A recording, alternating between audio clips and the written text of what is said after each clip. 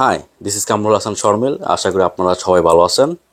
তো আজকে আপনাদের মাঝে আরেকটি এপিসোড নিয়ে হাজির হলাম, যেখানে আজকের এপিসোডে আপনারা দেখতে পারবেন আজকে আমি মূলত ডিসকাস করব গার্মেন্টস মার্চেন্ডাইজার অথবা সিনিয়র মার্চেন্ডাইজার যে রেসপন্সিবিলিটিসগুলো থাকে সেগুলো নিয়ে আজকে আলোচনা করব।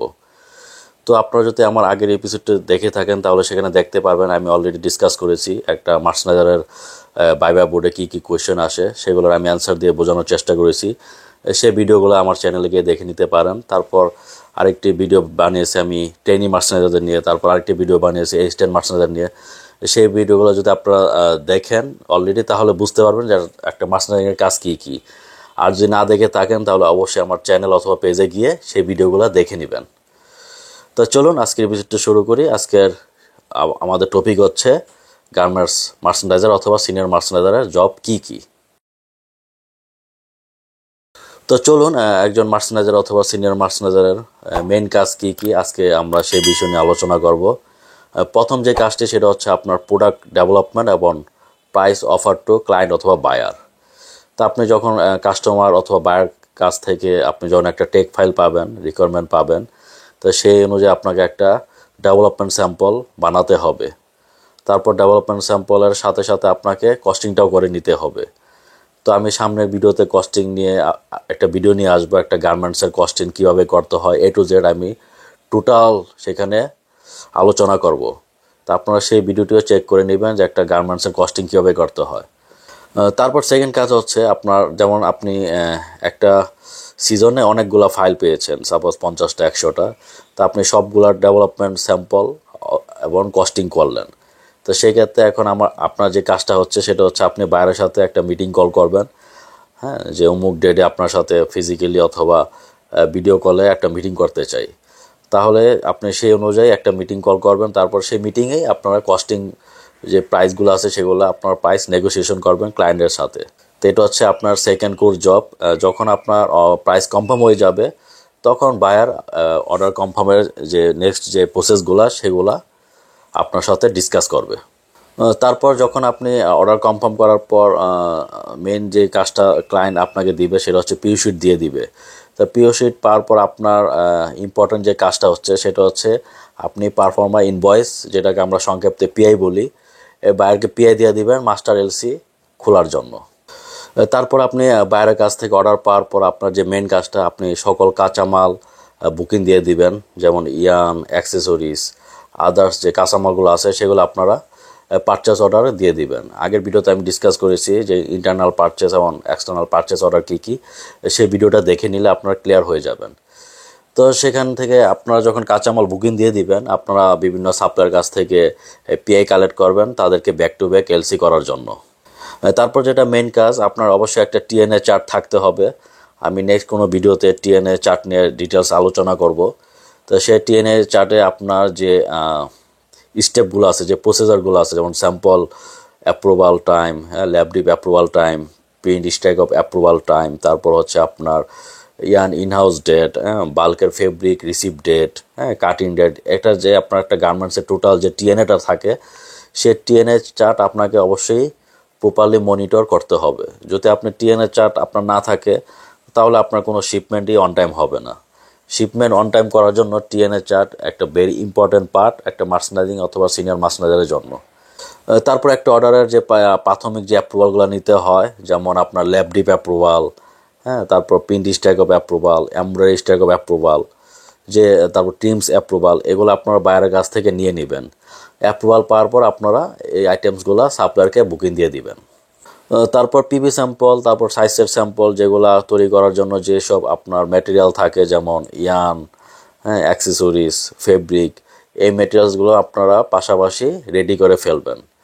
তো ইন দ্য মিন টাইম আপনি যখন ওই কাঁচামালের বুকিং দিয়ে দিয়েছেন ওগুলাও রেডি হবে, আর পাশাপাশি আপনার পিপি স্যাম্পল অ্যাপ্রুভালের জন্য বা ফিট স্যাম্পল সাইজের স্যাম্পল অ্যাপ্রুভালের জন্য যে কাঁচামালগুলো থাকে সেগুলো আপনারা অ্যারেঞ্জ করে নেবেন। তো তারপর হচ্ছে আপনার পিপি স্যাম্পল অ্যাপ্রুভাল একটা ডেডলাইন থাকে, আপনার অ্যাটলিস্ট শিপমেন্ট ডেটের 40 থেকে 45 দিন আগে পিপি স্যাম্পল অ্যাপ্রুভাল থাকলে আপনার শিপমেন্টটা মোটামুটি সিকিউর বলা যায়। সেক্ষেত্রে আপনার অন টাইম শিপমেন্ট করতে কোনো ঝামেলা হবে না। সো পিপি স্যাম্পলে আপনাকে অবশ্যই গুরুত্ব দিতে হবে। পিপি স্যাম্পল অ্যাপ্রুভাল করার জন্য আপনার যা যা স্টেপ নিতে হবে সেটাই নিতে হবে, যেমন অ্যাকুরেট আপনার ফেব্রিক শেড, টিমস, হ্যাঁ, এগুলা যাতে অ্যাপ্রুভাল থাকে আগে থেকে, পিএসও ইএসও এগুলো যাতে আগে থেকে অ্যাপ্রুভ থাকে। তো সব কিছু অ্যাপ্রুভ পাওয়ার পরেই আপনারা পিপি স্যাম্পলে যাবেন, যাতে পিপি স্যাম্পলটা একশটে অ্যাপ্রুভ হয়ে যায়। যদি পিপি স্যাম্পল অ্যাপ্রুভ হতে দেরি হয় তাহলে আপনার শিপমেন্ট কিন্তু অবশ্যই ডিলে হওয়ার চান্স থাকবে। তারপর আপনারা আপনার যে টিএনএ চার্টটা আছে সেটা বেস ধরে আপনারা মাঝে মাঝে বায়ারের বা ক্লায়েন্টের সাথে মিটিং কল করবেন। সাপোজ আপনার ল্যাব অ্যাপ্রুভাল পেতে আপনার দেরি হচ্ছে, যেটা আপনি টিএনএ চার্ট থেকে দেখে নিতে পারবেন যে আপনার ল্যাব 3বার পাঠানোর পরও অ্যাপ্রুভ হচ্ছে না। তো সেক্ষেত্রে আপনার মাঝে মাঝে বাইং হাউসে যেতে হতে পারে, বা আপনারা ভিডিও কল রাখতে পারেন, যে আপনারা শেয়ার করতে পারেন যে আমার তো এই ল্যাব ডিপে আমি 3বার সাবমিট করে ফেলেছি, অ্যাপ্রুভ হচ্ছে না, সেক্ষেত্রে আমাকে হেল্প করুন যাতে আমি অন টাইম শিপমেন্ট দিতে পারি। তো এইভাবে আপনারা ইন্টারনাল ডিসকাশনের মাধ্যমে আপনারা অ্যাপ্রুভাল আদায় করে নেবেন। সিমিলারলি আপনার পিএসও, তারপর এমব্রয়ডারি স্ট্রাইক অফ, হ্যাঁ, তারপর হচ্ছে আপনার বাল্ক শেড বা টিমস অ্যাপ্রুভাল যদি ঝামেলা থাকে আপনারা বাইরের সাথে মিটিং করে এগুলো সলভ করে নেবেন। এটা খুবই একটা গুরুত্বপূর্ণ পার্ট অন টাইম শিপমেন্ট করার জন্য। তারপর আপনি যখন পিপি অ্যাপ স্যাম্পল অ্যাপ্রুভাল পেয়ে যাবেন, তারপর যে কাজটা হচ্ছে আপনি ফাইল রিলিজ করে দিবেন আপনার যে গার্মেন্টস অ্যান্ড প্রোডাকশন ফ্লোর, গার্মেন্টসের যে প্ল্যানার থাকে তাদের কাছে আপনি ফাইল রিলিজ করে দেবেন। ফাইল রিলিজ করার পর আপনি অবশ্যই তাদের কাছ থেকে একটা ডেট নেবেন পিপি মিটিংয়ের, যেখানে আপনি আপনার বাইং হাউসের যে কিউএ থাকে সেগুলো তাদেরকে ইনফর্ম করে দিবেন যে অমুক ডেটে আপনি পিপি মিটিং কল করেছেন। তো পিপি মিটিং খুবই একটা গুরুত্বপূর্ণ পার্ট, কারণ এখানে একটা প্রোডাক্টের যে যে প্রবলেম থাকে, হ্যাঁ, যে যে আপনার রিস্ক অ্যানালাইসিস থাকে, সেগুলো এই মিটিংয়ে টুকিটাকি সব কিছু সবাই জেনে যাবে। তো সেক্ষেত্রে যদি প্রোডাকশন কোনো ফ্রেন্ডলি না থাকে, প্রোডাকশন যদি কোনো প্রবলেম হয়, তো আপনারা এগুলো আগে থেকে আলোচনা করে বায়ারের সাথে শেয়ার করতে পারবেন। সেক্ষেত্রে বায়ার আপনাকে অবশ্যই হেল্প করবে। তা পি মিটিং অবশ্যই একজন মার্চেন্ডাইজার অ্যাটেন্ড থাকতে হয়, কারণ একটা মার্চেন্ডাইজার একটা প্রোডাক্টের ফাদার অ্যান্ড মাদার। সো তাকে মোটামুটি একটা ব্রিফ দিতে হয় যে প্রোডাক্টের কী কী ইম্পর্টেন্ট জিনিস, হ্যাঁ, যেমন একটা প্রোডাক্টের যদি শেড ইম্পর্টেন্ট থাকে বা ওভারঅল যদি কোয়ালিটি খুব স্ট্রিক্ট থাকে, তারা একটা ব্রিফ দিতে হবে। তাহলে আদার যে ডিপার্টমেন্টের যে লোকগুলো আছে আপনার কোয়ালিটির প্রোডাকশনের, তারা আপনার কাছ থেকে একটা প্রায়োরিটি বুঝবে যে এই প্রোডাক্টের আসলে এই জিনিসগুলা প্রায়োরিটি দিতে হবে। সো পিপি মিটিং একটা very important role of a senior merchandiser অথবা মার্চেন্ডাইজার্স। তারপর পি মিটিং করার সময় যে সাইজ সেটগুলো বাল থেকে করা হয় সেগুলো অনেক সময় বাইরের কাছে পাঠাতে হয় অ্যাপ্রুভালের জন্য। আপনার বাল্কের যে ফিট যদি বাইং হাউস থেকে অ্যাপ্রুভ দেয়, সেক্ষেত্রে আপনার বাল্কের যে সাইজ সেট আপনার মেক করা হয়, সাইজ সেট স্যাম্পল একটা গার্মেন্টসের, সেগুলো বাইং হাউসে পাঠাতে হয়। তো এই জিনিসটাও একজন মার্চেন্ডাইজার বা সিনিয়র মার্চেন্ডাইজার ফলো আপ করতে হয়, যাতে তার যে যে প্ল্যান করা হয়েছে সেই অনুযায়ী যাতে কাটতে কোনো অসুবিধা না হয়। তারপর যখন আপনার একটা বাল্ক কাটিং যাবে, তার আগে অবশ্যই আপনাকে চেক দিতে হবে যে সব ট্রিমস এবং অ্যাক্সেসরিজ ইন হাউস হয়েছে কিনা টিএনএ অনুযায়ী। এটা একটা ভেরি ইম্পর্ট্যান্ট, কারণ আপনি যদি এই জিনিসটা ফলো না করেন তাহলে দেখা যাচ্ছে আপনার গুডস কেটে ফেলছে। অনেক সময় কিছু কিছু বাইরে যখন সাইজ সেট করা হয় সেটা তখন সব কিছু কিন্তু অ্যাকচুয়াল ট্রিমস অ্যাক্সেসরিজ লাগাতে হয়। সো আপনার যদি এগুলো না আসে অন টাইম আপনার টিএনএ অনুযায়ী, তাহলে কিন্তু সাইজ সেটই তৈরি করতে পারবে না। আর সাইজ সেট যদি তৈরি করতে না পারে তাহলে পিপি মিটিংও হবে না, পিপি মিটিং না হলে কিন্তু বাল্ক কাটিংও যেতে পারবে না। সো আপনাকে মেক শিওর করতে হবে যে অবশ্যই আপনার যে টিমস অ্যাক্সেসরিজ আছে সেগুলো যাতে পিপি স্যাম্পল অ্যাপ্রুভালের সাথে সাথেই এই জিনিসগুলো ইনহাউস হয়ে যায়। এই জিনিসগুলো অবশ্যই একজন মার্চেন্ডাইজার অথবা সিনিয়র মার্চেন্ডাইজারের ডেলি মনিটর অথবা ফলো আপ করতে হবে। আর আরেকটা ইম্পর্টেন্ট পার্ট, যদি আপনার সাপোজ অ্যাক্সেসরিজ চলে এসেছে, সেক্ষেত্রে আপনাকে একটা কাজ করতে হবে, সেটা হচ্ছে স্টোরের যে ম্যানেজার তার কাছ থেকে আপনি ইনভেন্টরি রিপোর্ট নেবেন, যে আসলে আপনার সব আইটেমের সব কিছু ইনহাউস হয়েছে কিনা। আপনি একটা ইনভেন্টরি রিপোর্টের মাধ্যমে আপনি জেনে যেতে পারবেন আপনার কি কি বাকি আছে এবং কি কি ইনহাউস হয়েছে। তা আপনি যদি ইনভেন্টরি রিপোর্ট ফলো না করেন তাহলে দেখা যাচ্ছে আপনার 10টা আইটেম একটা প্রোডাক্টের, কোনো কারণে 8টা আইটেম চলে এসেছে বাট 2টা আইটেম আসেনি, সেই 2টা আইটেমের জন্য দেখা যাচ্ছে আপনার প্রোডাকশন হ্যাম্পার হবে। সো ইনভেন্টরি রিপোর্ট হচ্ছে খুব একটা ইম্পর্ট্যান্ট পার্ট একটা মার্চেন্ডাইজার অথবা সিনিয়র মার্চেন্ডাইজারের জন্য। তা আপনারা অবশ্যই এই জিনিসটা ডেলি ফলো আপ করবেন, মনিটর করবেন, যাতে আপনার একটা প্রোডাকশন শুরু হওয়ার আগে আপনি কোনো ঝামেলায় না পড়েন। তারপর একটা ইম্পর্টেন্ট পার্ট হচ্ছে যেটা অনেক সময় আপনার একটা প্রোডাক্টের আপনার ডে টু ডে বায়ার একটা নর্মস আপডেট করে, যেমন অমুক মেল লেভেল ছিল, কোনো কারণে মেল লেভেল চেঞ্জ হয় আরেকটা হয়েছে। তো এই যে এবং এই মেসেজগুলো আপনাকে অবশ্যই প্রোডাকশনের কোয়ালিটি এবং প্রোডাকশন টিমকে ফরওয়ার্ড করতে হবে। কোনো কারণে যদি আপনি এই মেসেজগুলো আপনি ফরওয়ার্ড না করেন তাহলে কিন্তু বাল্কে মিস্টেক হওয়ার চান্স 100%। সো সো এই জিনিসটা অবশ্যই আপনার খেয়াল রাখতে হবে। আপনি বাইং হাউস থেকে যখন একটা মেসেজ পাবেন একটা প্রোডাক্ট নিয়ে, যেমন আপডেট কোনো ভার্সন নিয়ে, সেগুলো আপনি সাথে সাথে আপনার প্রোডাকশনের কোয়ালিটি টিম এবং প্রোডাকশন টিমকে অবশ্যই আপনি অ্যাকনোলেজমেন্ট করে দিবেন। তাহলে আপনার প্রোডাক্টের আর কোনো ঝামেলা হবে না শিপমেন্ট করার সময়। তারপর আর একটা গুরুত্ব পার্ট যেটা হচ্ছে আপনার কিছু ফিজিক্যাল এবং কেমিক্যাল টেস্ট করতে হয় একটা গার্মেন্টসের বা টিমসের। তো সেক্ষেত্রে আপনাকে অবশ্যই বাল্ক শুরুর সময় আপনি যদি টিমস, অ্যাক্সেসরিজ অ্যান্ড গার্মেন্টস এগুলো টেস্টে পাঠাতে হয়, তাহলে আপনারা এগুলো মেক করে আপনারা টেস্টে পাঠাবেন। যেমন অনেক থার্ড পার্টি বা বায়ার নমিনেট টেস্ট ল্যাবরেটরি থাকে, যেমন বোরিভিটাস, ইন্টারটেক, SGS, এগুলোতে টেস্ট স্যাম্পল পাঠাতে হয়। তো এগুলো একজন মার্চেন্ডাইজার অথবা সিনিয়র মার্চেন্ডাইজারকে অবশ্যই আপনার ডেইলি মনিটর অথবা ফলো আপ করতে হবে, কারণ একটা টেস্ট রিপোর্ট ছাড়া আপনি কখনো শিপমেন্ট করতে পারবেন না। যেমন কিছু কিছু বাইরের অথবা আপনার physical test mandatory, chemical test অথবা সব স্টাইলে লাগে না। তো সেই জিনিসগুলো আপনারা বাইরের কাছ থেকে সঠিক ইনফরমেশন নিয়ে নেবেন আগে থেকে, যাতে আপনি ইন্সপেকশন অথবা শিপমেন্টের সময় কোনো ঝামেলায় না পড়েন। তা টেস্ট যে পারপাস এটা খুবই ইম্পর্টেন্ট একজন মার্চেন্ডাইজার অথবা সিনিয়র মার্চেন্ডাইজারের জন্য। তারপর আরেকটা ইম্পর্টেন্ট পার্ট হচ্ছে আপনার প্রোডাক্টের যে কোয়ালিটি, যে একটা ইস্যু থাকে। হ্যাঁ, এটা কিন্তু একজন মার্চেন্ডাইজার যখন একজন বায়ারের সাথে কাজ করে কিন্তু সে বুঝে যায় যে একটা বায়ারের কি টলারেন্স আর কি টলারেন্স না। তো আপনিও মাঝে মাঝে ফ্লোরে গিয়ে ভিজিট করবেন যে আপনার প্রোডাক্টের আসলে কোয়ালিটি আপনার বায়ারের যে নর্মস, যে স্ট্যান্ডার্ড, সেই অনুযায়ী হচ্ছে কিনা। যদিও আপনি টেকনিক্যাল লোক না, কোয়ালিটি পার্সন যতটা টেকনিক আপনি কিন্তু তত টেকনিক না, কিন্তু আপনি যখন বায়ারের সাথে কাজ করতে করতে আপনি কিন্তু একটা বায়ারের মোটিভ বুঝে যাবেন যে বায়ার আসলে কি চায়। হ্যাঁ, তা সেই চাওয়াটাই আসলে ঠিক মতো ফ্লোরে হচ্ছে কি না, সেই জিনিসটা আপনাকে ডেলি না হলেও সপ্তাহে অ্যাটলিস্ট 2-3 দিন আপনি ফ্লোর ভিজিট করে আপনি কোয়ালিটিটা আপনি জাস্ট অ্যাপিয়ারেন্স, যে গার্মেন্টসের যে একটা অ্যাপিয়ারেন্স থাকে সেটা আপনি চেক করলেন যে আপনার বায়ারের ডিমান্ড অনুযায়ী হচ্ছে কি না। যদি সেক্ষেত্রে প্রবলেম হয় তাহলে আপনি কোয়ালিটির যে হেড আছে তার সাথে আপনি মিটিং কল করলেন, ডিসকাশন করলেন যে এই জিনিসগুলো আপনি তাদের ইনস্ট্রাকশন দিবেন যাতে তারা এগুলো কারেকশন করে নেয়। তারপর আরেকটা পার্ট হচ্ছে আপনার যে গার্মেন্টসের যে প্ল্যানিং টিম থাকে তাদের সাথে আপনার রেগুলার মিটিং করতে হবে, কারণ আপনার একটা গার্মেন্টসের যে অন টাইম শিপমেন্ট, এটা কিন্তু প্ল্যানিং টিম খুব একটা বিশাল ভূমিকা পালন করে। তো আপনি অবশ্যই একজন আপনার যে বায়ারের যে প্ল্যানিং কনসার্ন থাকবে তার সাথে আপনি ডেলি বেসিস যোগাযোগ রাখবেন, ডেলি বেসিস আপনি মনিটর করবেন, তার সাথে ফলো আপ করবেন। যে এক কথায় বলা যায় প্ল্যানিং কিন্তু একটা প্রোডাক্টের অন টাইম শিপমেন্ট দেওয়ার জন্য খুব গুরুত্বপূর্ণ রোল প্লে করে। তো প্ল্যানারের সাথে আপনার অবশ্যই একটা গুড আন্ডারস্ট্যান্ডিং থাকতে হবে, তাহলে আপনার একটা শিপমেন্ট করার জন্য যা যা প্রয়োজনীয় জিনিস করতে হবে তা কিন্তু আপনি এবং প্ল্যানার টিম মিলে এটা খুব সহজে আদায় করতে পারবেন।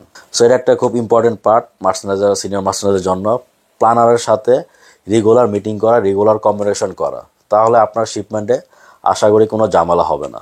তারপর অনেক বাইরের ক্ষেত্রে আপনার প্রোডাকশন রিপোর্ট দিতে হয়, সেই ক্ষেত্রে প্রোডাকশন রিপোর্ট আপনি গার্মেন্টসের যে টিম থাকে তাদের কাছ থেকে কালেক্ট করে নেবেন। তো এখনকার অনেক যারা বড় বড় কোম্পানি তাদের ERP সফটওয়্যার আছে, সেই সফটওয়্যারে আপনি প্রোডাকশন রিপোর্ট পেয়ে যাবেন A to Z, যে একটা প্রোডাক্টের ইনহাউস কী অবস্থা, ফেব্রিক কী অবস্থা, কাটিং কী অবস্থা, সুইং কী অবস্থা, প্যাকিং কী অবস্থা। তো এই জিনিসগুলো অনেক বাইং হাউসে আপডেট দিতে হয় যে একটা প্রোডাক্টের কী অবস্থা আছে। তো আপনি অবশ্যই আপনার যে গার্মেন্টসের টিম আছে তাদের সাথে একটা কমিউনিকেশন রাখতে হবে এই প্রোডাকশন রিপোর্টের জন্য, অথবা যদি আপনার কোনো বড় কোম্পানি আপনি কাজ করে থাকেন তাহলে তাদের ERP সফটওয়্যারে আপনি প্রোডাকশন আপডেট ডিটেলস পাবেন। তা আমি সামনে কোনো ভিডিওতে এগুলো নিয়ে ডিসকাস করব টেকনিক্যালি ডিটেলস, যে একটা প্রোডাকশন আপডেট কীভাবে করতে হয়। তো আপনার অবশ্যই সেই প্রোডাকশন যে স্ট্যাটাস সেটা বাইং হাউসে পাঠাতে হবে অন ডেইলি বেসিস। এটা একটা ইম্পর্টেন্ট কাজ মার্চেন্ডাইজার অথবা সিনিয়র মার্চেন্ডাইজারের জন্য। তারপর আপনার যখন একটা গুডস রেডি হয়ে যাবে অবশ্যই, তাহলে আপনার এখন ইন্সপেকশন প্ল্যান করতে হবে। সেক্ষেত্রে আপনি প্ল্যানার থেকে ইন্সপেকশন প্ল্যান নিয়ে আপনি বাইং হাউসে শেয়ার করে দিবেন যে আপনি অমুক ডেটে ইন্সপেকশন অফার করতে চান। তো সেক্ষেত্রে যদি বাইং হাউসের নিজস্ব QA থাকে তাহলে তারা সেগুলো প্ল্যান করবে যাতে অমুক ডেটে তার QA গিয়ে ইন্সপেকশন করতে পারে। আর যদি থার্ড পার্টি ইন্সপেক্টর হয় সেক্ষেত্রে অবশ্যই আপনাকে 3 থেকে 4 দিন আগে থার্ড পার্টি ইন্সপেকশনে বুকিং দিতে হবে। যেমন আপনি সাপোজ বুয়েবেটাস, ইন্টারটেক, তারপর এসজিএস এগুলো যদি আপনার ইন্সপেকশন করে, যেমন একিউএম, তাদেরকে অবশ্যই 2 থেকে 3 দিন আগে মেলের মাধ্যমে ইন্সপেকশন বুকিং দিতে হয়। তো এই জিনিসটা অনেক ইম্পর্টেন্ট পার্ট একজন মার্সেনারি অথবা সিনিয়র মার্সেনারির জন্য। তারা যাতে আপনার প্রোডাকশন আপডেট বা প্ল্যানিং থেকে যে ইনফরমেশনটা পাবে সেই অনুযায়ী অবশ্যই ইন্সপেকশন বুকিং দিতে হয়। আর অনেক সময় দেখা যাচ্ছে আর্লি গুডস রেডি হয়ে যাচ্ছে, হ্যাঁ, অনেক সময় বাইরের নর্মস থাকে যে শিপমেন্টের 7 দিন আগে ইন্সপেকশন দেওয়া যায় না। তো সেই ক্ষেত্রে আপনারা অ্যাডভান্স বাইরকে মেল দিবেন যে আমার অমুক অর্ডার অমুক স্টাইল রেডি হয়ে গিয়েছে 10 থেকে 12 দিন আগে, প্লিজ আমি রিকোয়েস্ট করতেছি তোমরা এগুলো আর্লি ইন্সপেকশন অ্যালো করো, আর্লি শিপমেন্ট অ্যালো করো। তখন যদি বাইরে অ্যালো করে তাহলে আপনি অনুযায়ী আপনি ইন্সপেকশন বুকিং দিয়ে দিবেন। তারপর ইন কেস আপনার কোনো কারণ ইন্সপেকশন ফেল হয়েছে, আপনার একটা অর্ডারের শিপমেন্ট যাচ্ছে না, সেক্ষেত্রে আপনাকে অবশ্যই যে কাজটা করতে হবে, একটা কোম্পানির যে টপ ম্যানেজমেন্ট থাকে, হ্যাঁ, তাকে আপনি অবশ্যই অ্যাকনোলজমেন্ট করবেন এই জিনিসটা।